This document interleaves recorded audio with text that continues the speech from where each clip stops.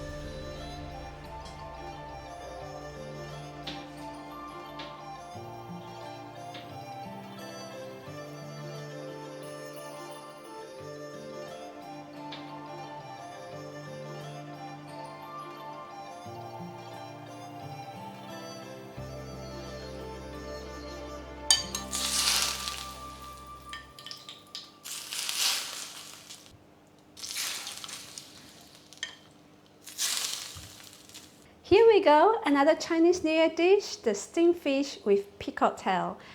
6 more weeks is the Chinese New Year. Hereby, I'm going to wish everyone Happy New Year. 再过6个星期就是我们华人的农历新年了。孔雀开屏也寓意着吉祥如意。祝大家在新的一年里面万事顺意，年年有余。我们下期再见，拜拜。